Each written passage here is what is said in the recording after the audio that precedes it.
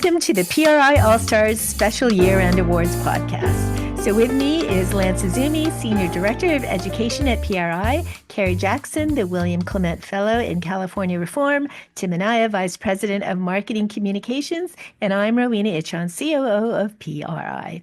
So let's start big with the biggest winners of 2024. So my biggest winner for 2024, and I don't know how it could even be disputable, would be Donald Trump. Think about this. He was impeached not once, but twice. I can't even count how many lawsuits and charges were against him these past few years. And he survived 2 assassination attempts, one that could have seriously killed him. Any one of these things, it seems to me, could have sunk any normal human being. But I can't imagine the kind of mettle and the grit that he has and was able to prevail given all of these things that has happened. It's actually quite inspirational. We might disagree, and we will disagree with some of his future policy proposals and some of his agenda. And of course, I am anyway uncomfortable with his personal behavior at times. But you have to admire his courage, his grit, his strength. He has the courage of a lion. Lance, what do you think? Well, I agree with you, Roy. I don't think it could be anybody else but Donald Trump. He really has, as you said, come back from this incredible wilderness that he was in to then, not just win, but win in a huge landslide. And he has become, in my view, and I've always been a fan of Donald Trump, but he has become really the most significant figure in American politics, certainly in my lifetime, but I think in, a long, long time in American history. I won't say in all of American history, but certainly he is one of the biggest American political figures. And, he has done that despite incredible challenges. And, my hat's off to him. What do you think, Carrie? I have to say, yeah, you're right. Who else could it be? But somebody on the All Stars here has to say something a little bit different. So I thought that would be me. I'm going to pick J.D. Vance as the biggest winner of 2024. This election sets him up very well in 2028. He doesn't have. Both of you before me read off what accomplishments and what hurdles Trump has overcome, in the last really 8 years, and it's unprecedented what the man has done. And Vance didn't have those same issues to have to contend with. But I think for him, he didn't come out of nowhere. He worked hard to get where he is. There's no doubt about that. He has a good resume, and, great track record. But I think it sets it up good for him for 2028 to just almost turn the reins over at the White House for him. So he's my biggest winner. And Tim, I don't know if you're going to have a different one, but let us know. Yes, indeed, I have a different one. My biggest winner of the year is Gavin Newsom. The governor entered 2024 facing the prospect of no viable path ahead for his political career after his term ends in 2027. But now, with the big defeat of Kamala Harris, he is a very viable 2028 Democratic presidential candidate, and he's not wasting any time establishing himself as Donald Trump's #1 nemesis. He even has a memoir coming out in the spring, which is all the proof you need that he's all systems go for a 2028 campaign. So let's go to the other end of that, the biggest loser of 2024. So my biggest loser, undisputably again, is Joe Biden. What a terrible presidency. The debacle of Afghanistan, which emboldened the U.S.'s adversaries, making the world as unstable as it was after 9/11. And there are all of the economic issues, the raging inflation during his administration, anti-business issues that prevented our companies and the entrepreneurs from thriving, deficits and debt as far as the eye can see. He had a corrupt administration with the media looking the other way, weaponizing the Justice Department. Full pardon for his son. I don't mind if he pardoned him for his crimes related to his drug abuse, but all of his other crimes, especially with regard to, or potential crimes with regard to China and Ukraine. None of that will now be investigated. He got a full pardon for all of that, and it's really disconcerting. But thankfully, the national nightmare is about to end. Lance? Well, I think, and I agree with that, Ro, but I think that, even bigger than just Biden as an individual, or let's say Harris as an individual, I think the biggest loser of 2024 is the Democratic Party. I think Lindy Lee, who is the who is a member of the DNC Finance Committee, actually said it well. I saw her on a newscast where she said that the Democrat Party carries the stench of losers. And I think that's true because not necessarily because I hate the Democratic Party, but because the Democrats themselves have failed to push those issues that mean something to the American people. They've been stuck in ultra progressive, alleyways that have not proven out for them politically. And the American people weren't buying what they were selling. They didn't have solutions to the problems that Americans wanted. And so therefore they have taken this incredible hit, and I don't see that they have any plan to come back from it. And that's why Lindy Lee said that she thinks that the Democrats are going to be out in the wilderness for maybe 8 to 10 years. What do you think, Kerry?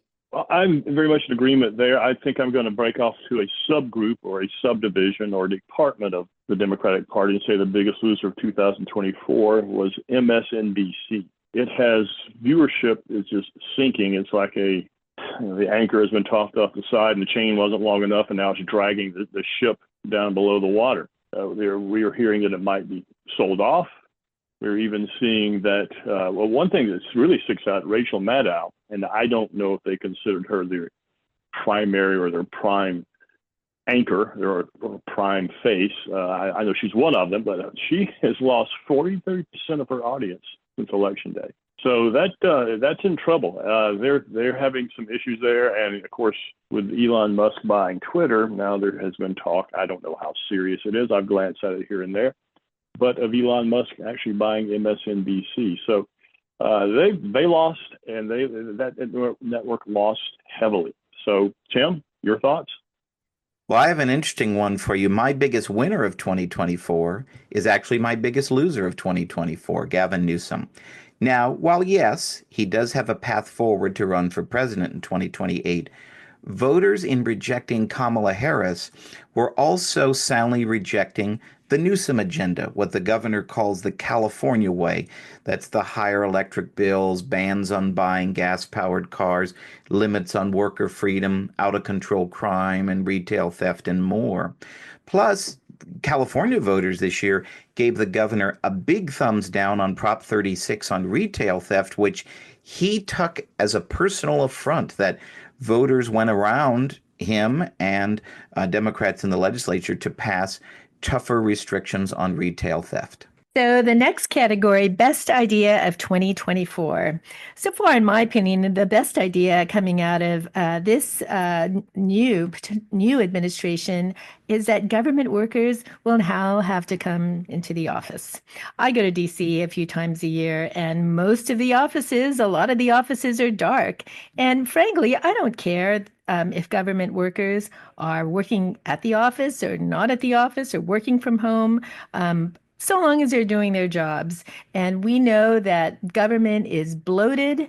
A lot of those jobs are superfluous. They're there to serve themselves. And I suspect that if now that the workers have to start coming into the office, I think a lot of them won't want to come back into the office and hopefully will either resign or take retirement. I'm really hoping that this proposal, hopefully it'll go a long way in reducing the size of government and its bureaucracy. Lance? Well, I'm going to keep with the category of politics, really. And I really think that the best idea, one of the ideas that had the most impact on the election was Donald Trump's alliance with RFK Jr. I mean, if you look at how Donald Trump swept all of the swing states, I think you can make an argument that a lot of that success came from the fact that he had this new alliance with Robert F. Kennedy Jr. that RFK Jr. was able to bring to the Trump ticket, some of those votes that, may have been enough to push him over the top in a lot of these swing states. And I think it also, was critical to changing, again, the Republican Party into a more working class party that appealed to a whole different segment of the American population. And so, I think this alliance was really one of the most brilliant political moves of 2024. What do you think, Kerry? I have a policy idea that I think is the best idea of 2024, and we had Donald Trump talking about eliminating the Social Security benefit taxes.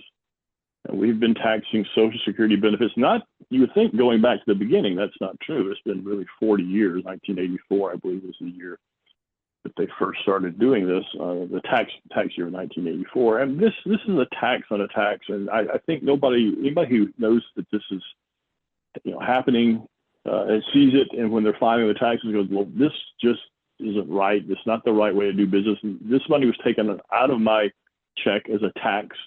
They're giving part of it back, and they're taxing it again. So it's just time to stop this. And of course, we hear the warnings. Well, this is just going to wreck the federal revenue. Well, let's see if it does. Let's see how people use this money, if they are able to save that, to invest and create economic growth or boost economic growth, which is going to, of course, increase tax revenues, which we all know. But anyway, that's what I'm going to say is a policy idea. I think it's a good idea. And I guess I'll have to confess that I'm not that far off from probably opting to take some Social Security benefits. So I have an interest in this. All right. Anyway, so Tim, you got a better one? Well, I might. My best idea of 2024 is the strategy by the Trump campaign to build a coalition based on class connections instead of by race. Their groundbreaking work convincing working class blacks and whites and Hispanics that they have a lot more in common with each other than the so-called leaders of the black and Hispanic communities was very successful. And the campaign's messaging that Trump policies would benefit them all and that the Democratic Party elite really didn't care about their interests broke through, and it gave Trump record votes in these key constituencies, and they may just have even laid the groundwork for a political realignment. We'll get back to Next Round in just a moment, but first, are you getting PRI's regular email updates? If not, go to pacificresearch.org and click the sign up button at the top of the page to get the facts you need to fight back delivered every week to your inbox. Every week, PRI sends you what you need to know about what's going on in Washington, D.C. and Sacramento, and gives you the free market ideas needed to save our state and our nation. By going to pacificresearch.org and clicking the sign up button, you can sign up to have Policy Alert, our weekly roundup of all the best ideas from PRI scholars delivered to your inbox. Or you can sign up for event updates so you're the first to know when PRI is coming to your community with great events. So sign up now at pacificresearch.org and click the sign up button at the top of the page to get PRI's content delivered to your inbox each week. Okay, how about the worst idea for 2024? My worst idea it's a political one. It's Biden running for a second term. And I think regular listeners know that I believe that if he had not run for a second term, if his handlers advised him not to do it, if he had the grace not to run for a second term, and the media, they chose to look the other way, things might be different now. And I don't mean that Donald Trump may not have won. I think he was a train that was just that kept going, but they might have been able to field a better candidate. They would have had a healthy primary. They they might not have been beaten so soundly and had such a huge drubbing. If I wish Biden had. If I were a Democrat, I wish that Biden would have gracefully stepped down, and I think the party would be in a better position today. Lance? Well, I think that the worst idea of 2024 was really all of the lawfare against Donald Trump. The Democrats thought that they had the ultimate trump card, so to speak, of bringing all these different legal cases against Trump, both at state and at federal levels. And they thought that this would be a way that for sure would hobble Trump and ensure that he would not win, that he may not even make it into, through the primaries. And lo and behold, Donald Trump, was able to bat all of these down, either through, incompetence on the part of the Democrat prosecutors like Fannie Willis, or the fact that, these other cases really should never have been brought in the first place. And Trump made a silk purse out of a sow's ear, like when he did that now iconic mugshot photo. So Donald Trump was again more brilliant than his Democratic persecutors, and so he was able to turn that around. But it was a terrible idea for the Democrats to try and do that as a way to undercut him. What do you think, Kerry? I can finish that in 5 words, but running Kamala Harris for president, I think, was the worst idea of 2024. I will admit she ended up being closer or getting more votes than I would have expected. But when it came down to her, it was going to either be her or Biden, and we knew that Biden was slipping in so many different ways. I'm thinking, gosh, how can they possibly run her? I mean, her track record is running at a national level was poor. Didn't even make it to the first primary when she first tried to run for president. And I guess as we call it 1A, choosing Tim Walz to be the vice presidential candidate, the running mate. So these are some pretty bad decisions, and it backfired. As Rose said, things could have changed, could have been different if somebody had talked Biden into not running, or if he had the grace to say, I just don't think I'm going to be up to this. I'm going to turn it over to someone who is more capable.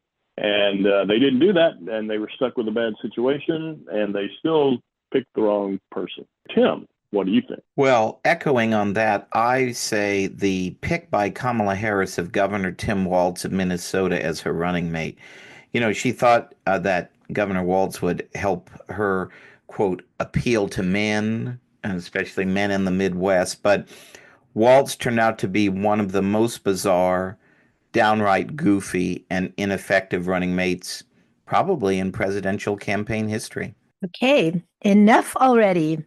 Well, for me, I'm so glad that the political season is over. I'm tired of posters and fundraisers sending text messages all day on my phone. All the commercials, all the blather on TV, who's in, who's out, who's up and down in the polls. I'm glad it's finally been wrapped up. Lance?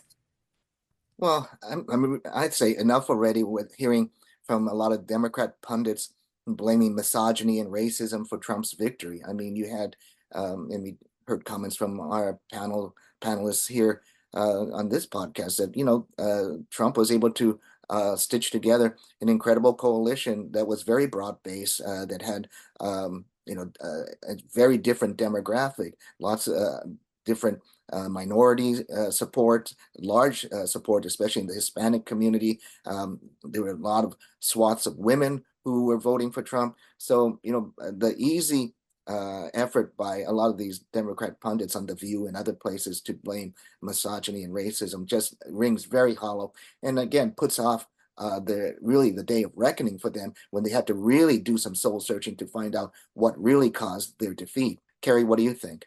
Enough already of the Trump resistance. And of course, it's not what it was after 2016, although it still remained through the Biden presidency. He was treated as if he was an invading force, but it seems mostly gone, but there's still bits and pieces of it. The country seems in a good mood. Maybe most of us are happy we avoided the Harris-Walz administration, but there's still pockets of this resistance out there. Time to move on. He's not Hitler. He is not Mussolini. He is not a fascist. He's an authoritarian. Stop with the resistance and find some ideas that you think are going to help the country move forward. And I'm glad that there's less of that than there was in previous years, but it's still there, and I just want to have it gone. So, Tim, your answer? I say enough already of Barack Obama lecturing to young black men that they just don't understand, that they're not wise enough to see why Kamala Harris would be a good president for them and their interests. Now, obviously, of course, given the large number of votes that Donald Trump received from black men and from young black men in particular, they sent Barack Obama a message. Enough already. The bummest rap. Now, I always have a hard time with this category, and I know this is a little vague, my answer, but I would say that President Trump's overall nominations are getting a bum rap. Yeah, there are a few that probably shouldn't be there, and I think that they will be eventually withdrawn, but a lot of them are pretty terrific. And they're not the traditional Politico establishment types that you find in DC. A lot of them are really terrific communicators. They're good on TV for the most part. I like these out of the box picks. They aren't organizational people, but there are lots of people to do that in Washington as people, lots of aides to help them do that. You need good people to persuade, who have great communication skills and courageous enough to break the monolith that is DC. And I'm very hopeful that this new team will be able to break the Washington industrial bureaucratic machine that's happening there. And I'm very hopeful. Lance?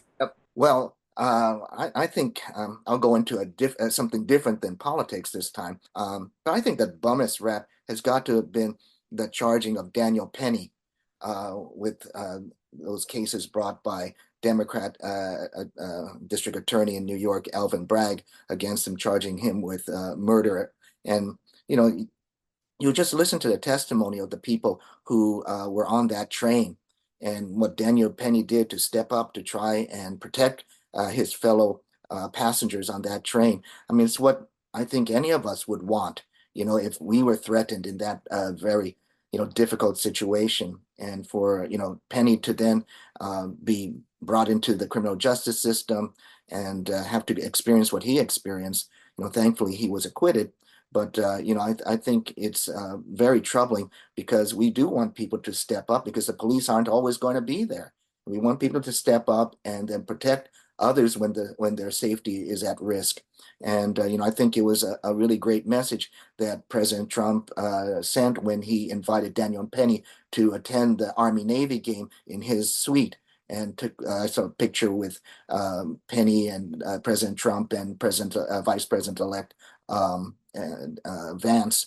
And I think that sends a good message to the rest of the country that we want people like him to do the right thing. What do you think about that, Kerry? Again, I'm going to follow up doing a subdivision of what someone before I had this case at Roche mentioned the entirety of the nominees from Trump. And I'm looking at Pete Hegseth, who is the nominated to be Defense Secretary, getting the bummest rap. The establishment has tried to use this name as a verb to catalog him. And it's simply because he represents change that it doesn't want, change that it's probably never seen, certainly not in our lifetimes. But what it sees in him is its members of the establishment. They see the power and influence fading, and they probably don't see it. They see it in others too, but more him, I think, than anybody else. So, and it's, he is getting. I think he's going to shake things up. Somebody did mention that too about shaking up DC. He was going to shake up the Defense Department, and it really needs to be done. We've seen that. It has gone woke there in the Pentagon. So I don't think we're prepared if we get drawn into something that we can't avoid.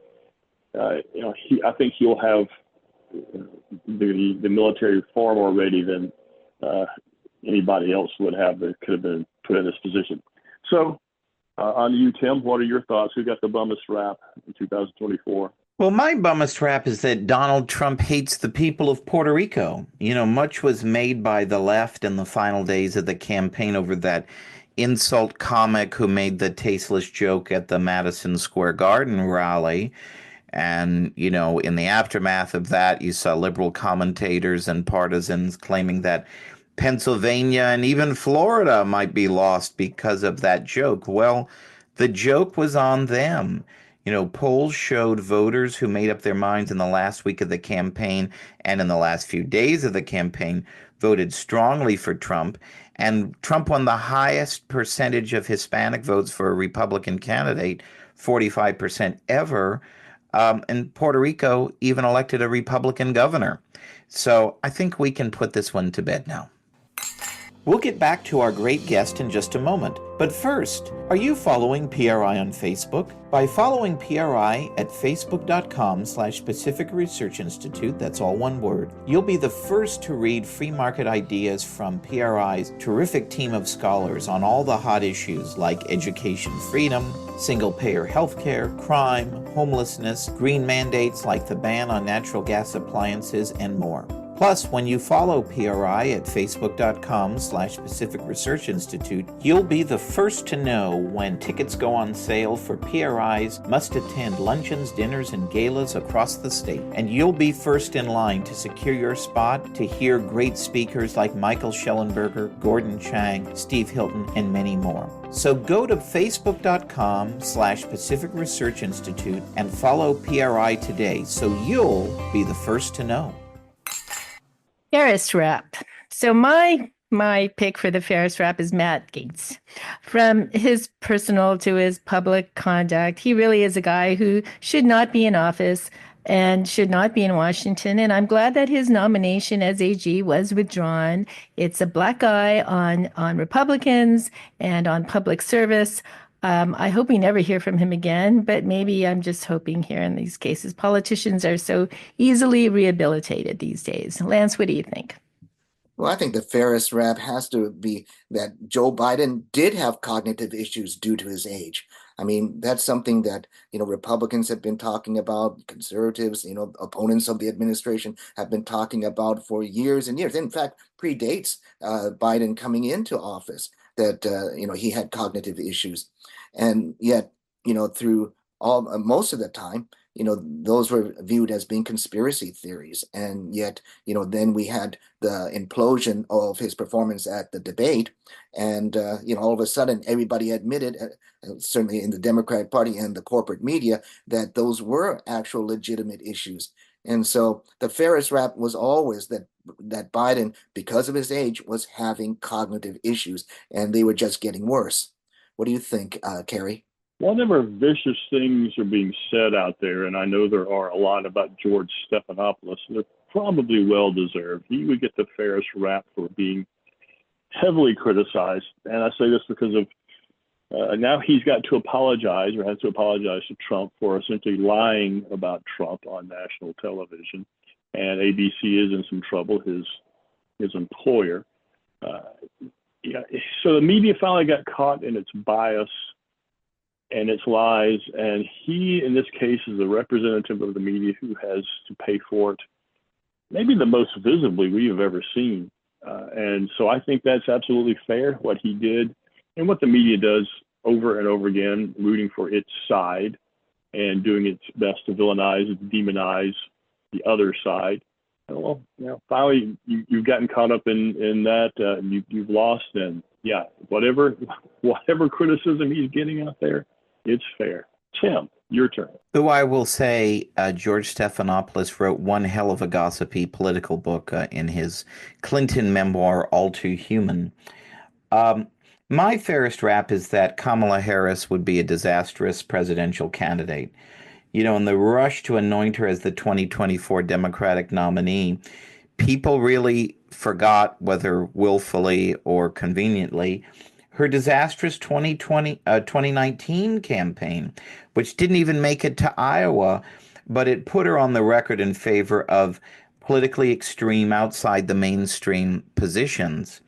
And just as she performed as Attorney General of California, she was overly cautious, refused to take a stand on major issues, even to the point of giving torturous word salad answers in the few media interviews that she gave. Now, she thought that celebrities like Oprah and Beyonce would save the day, but at the end of the day, it was the major failings of Harris as a candidate that did her in. People just want their presidential candidates to answer the question. Okay, sorry to see you go. Well, I'm actually sorry to see Mitch McConnell go. I know he's got a couple of years left if he decides to stay for his full term, but I still believe that he is a master politician. He has led the Senate in for many, many years. He helped us with the Supreme Court that we have today, prevented from Merrick Garland from becoming a justice. And now, as we know, we see Garland's true colors. So I think historians are going to laud Mitch McConnell's skills as a politician and his legacy. Lance, what do you think? Well, I'm sorry to see the Congressman John Duarte and Mike Garcia and Michelle Steele go here and from the California congressional delegation. I mean, sorry to see them go as individuals, but also too, I think it's something that is indicative of like just how broken California's electoral system is, that it took a month for all these votes to trickle in to eventually upend their early leads and on election night to small defeats by the time all the votes were counted a month later. And so I just think that California has got to get its act together in how it counts the ballots to ensure that people have a greater trust in the system. What do you think, Carrie? Well, I was hoping we could treat this one like we were on a game show and a contestant could say pass, because I have thoughts for, going back to when I started going over these questions, even to the day of who am I sorry to see go. And I can't think of anybody who lost an election or who retired or anybody in the media that I'm like, okay, I really wish they would stick around. Now, you did kind of bring something up in my mind, Lance, and give you credit for that. So maybe I can say that I've actually answered this question as a contestant. But Mike Garcia especially, I thought he was a good man. And the fact that he is in that particular district and somehow ended up losing it, I am sorry to see him go. So that's going to have to stand as my response to this one. So I hope you can, since you're batting cleanup, Tim, you can pick me up. I'm going to pick you up, and I'm going to agree with Roe that Senate Republican leader Mitch McConnell, affectionately known as Cocaine Mitch, I'm sorry to see him go. Even though he faced a lot of health challenges that we saw publicly play out in the last several months, he still won Republicans a majority in the U.S. Senate on the way out the door. And I agree with Roe. I think he's going to go down in history as one of the most effective party leaders in Senate history, right up there with the giants of the Senate like Lyndon Johnson or Bob Dole or Robert Byrd. Okay, next category, destined for stardom in 2025.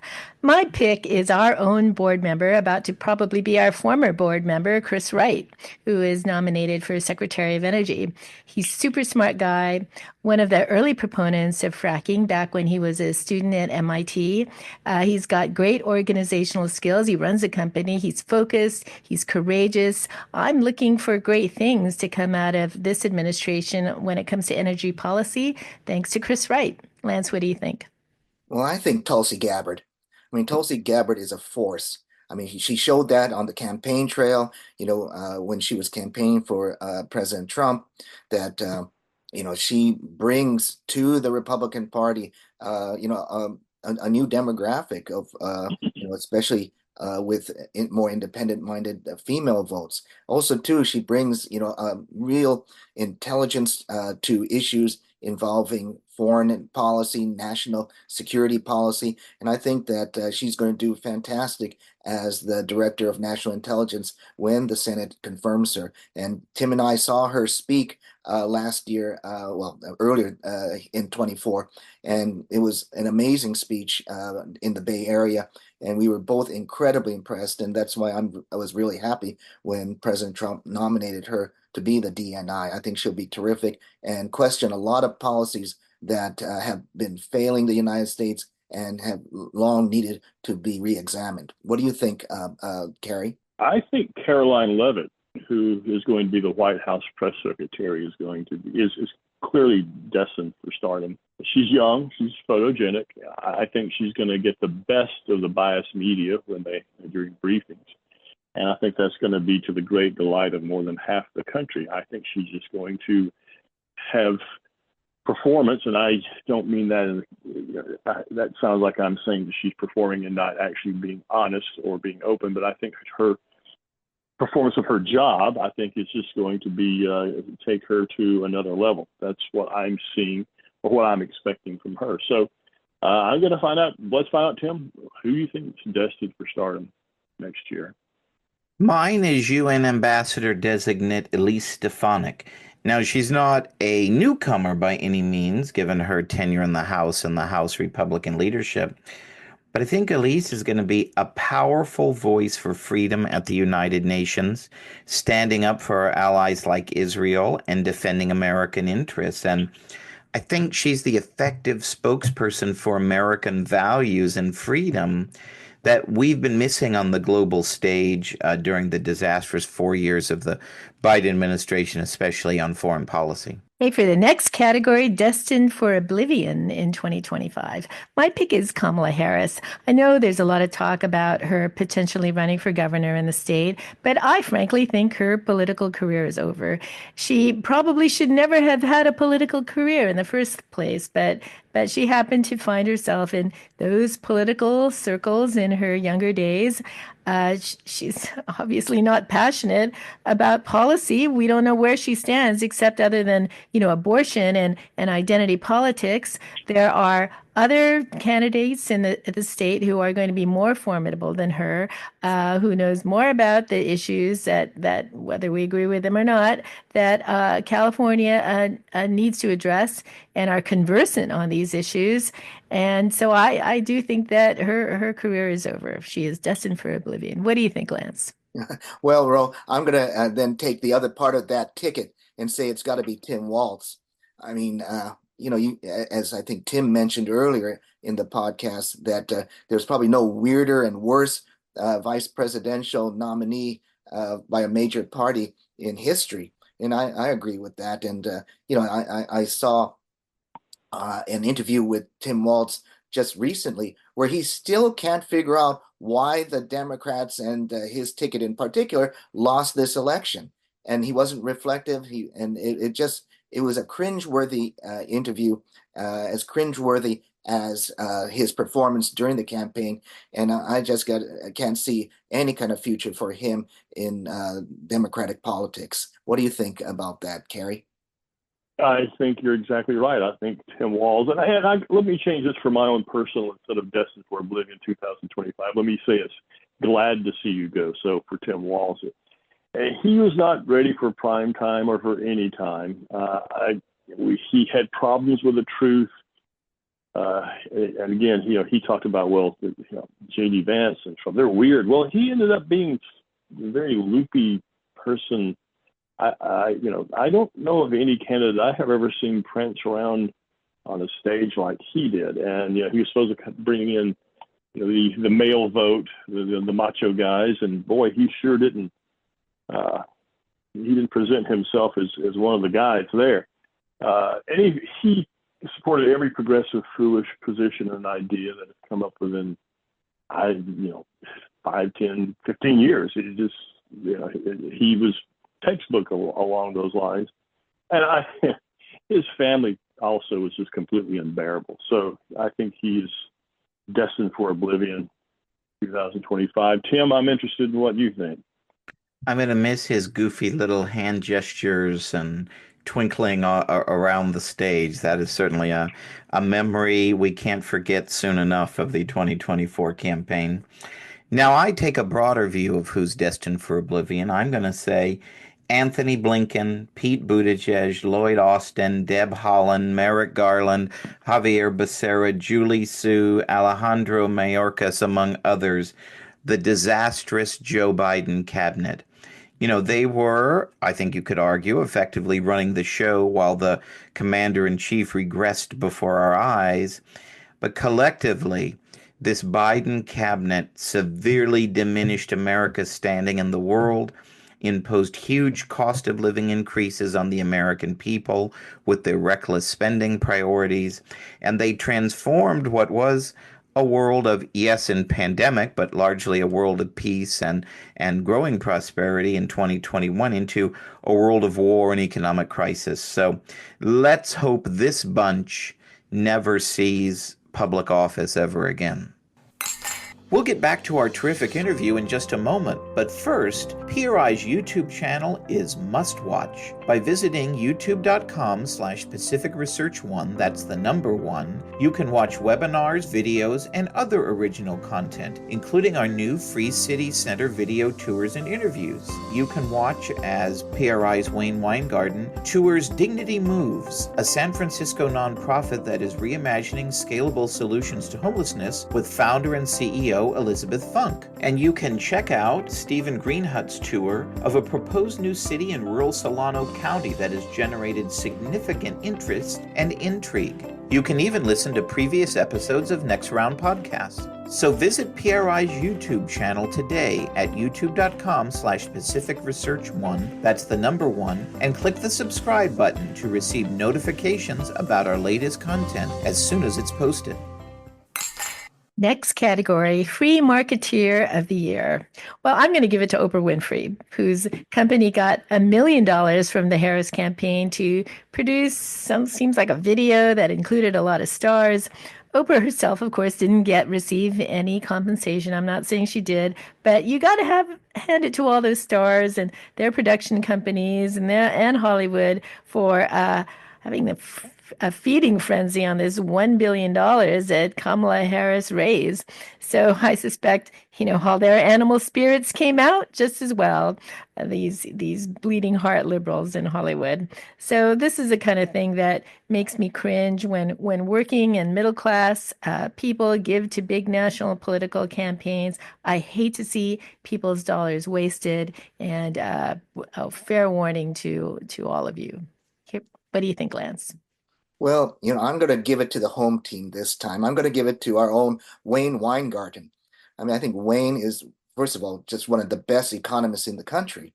And he's certainly one of the best free market economists in the country. And he's just done such incredibly great work, in different areas. I mean, for example, his economic analysis of the reparations for slavery legislation here in California, I just thought was, just so first rate. And, you really can't get anyone better than Wayne Weingarten when it comes to, discussing why policies are bad because they won't work, because the free market really is the best determiner of, what undergirds our policy here in the United States. So, Wayne, you're my free marketeer of the year. What do you think, Carrie? Well, Wayne is terrific, and I'm very blessed to have had him and still have him as a colleague and a friend. So I wish I had thought of that for him. But I'm going to go with Milton Friedman, as we might all recall during the campaign 2020. Joe Biden said, "Milton Friedman's not running the show anymore." And Friedman is not the kind who would want to run a show anyway, if at least the kind that Biden had in mind. But if Biden had listened to Friedman's principles, his, I don't want to call it an ideology, but his ideas, his teachings, maybe is the best way to put it, he maybe would have tuned in or looked back at the old Phil Donahue episode when Friedman held an incredible class on free market economics, then maybe things would have been different. He wouldn't have set the economy on an inflation path, and the economy still misfiring and having some issues. So 2024 election was a repudiation of the Bidenomics and effectively a vote for what we, in this case, can call Freemanomics. I don't know if that's a word, but I'm going to use it for now. So, Tim, what do you got? My free marketeer of the year is Patrick Soon-Shiong, who's the biotech innovator who rescued the LA Times from the auction block a few years ago and has invested $1 billion into saving what was once California's newspaper of record. When he realized that his left-wing editorial board was not reflecting the marketplace or his readership, he scrapped the entire editorial board and vowed to create an editorial board with more moderate and right-leaning voices. And though he has received howls of protest largely from the newsroom and from California liberals, Soon Shong saw a newspaper failing in the marketplace and is taking action to turn things around and gain more subscribers. Let's hope he succeeds. Hey, here we go with New Year's resolutions. So my New Year's resolution this year or next year is to slow down, take a real vacation. All my hours and my day seems scheduled. Every hour seems to need to be accounted for. I've got all of these obligations for this project and that. So next year I would really, really like to slow down. What about you, Lance? Well, that's a good idea, Ro. I mean, that would be my second resolution. My first resolution would be to eat less sugar. For those people who know me, especially at PRI, they know that I love chocolate. I love sweets, Lance, and wasn't that your resolution last year? I vaguely recall. Ro, you took the words right out of my mouth. That was my resolution, I believe, last year, and I didn't adhere to it like a lot of people. And so, therefore, this year I'm going to try and live up to that resolution and not make it my resolution for 2025 or at the end of 2025.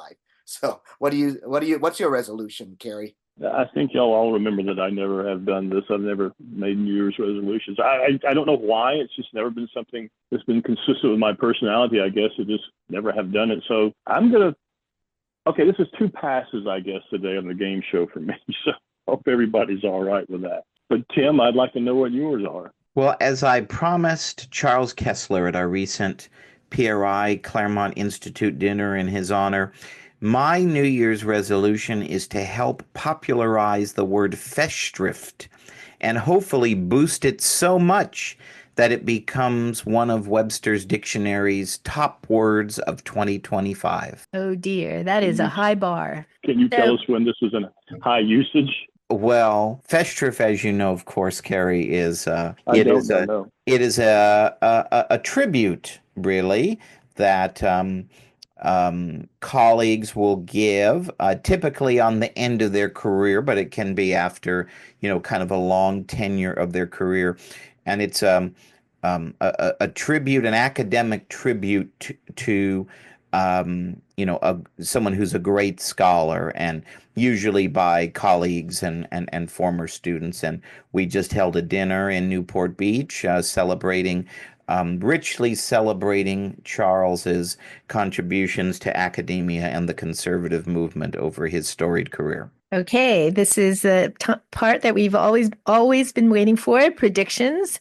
Will Kamala Harris run for governor of California in 2026? Well, you already got mine. I think she's not. And if she is, she's crazy. I agree with you, Ro. I say no. I don't think so. I think that she is not going to wear well. I mean, this loss, obviously a huge millstone around her neck.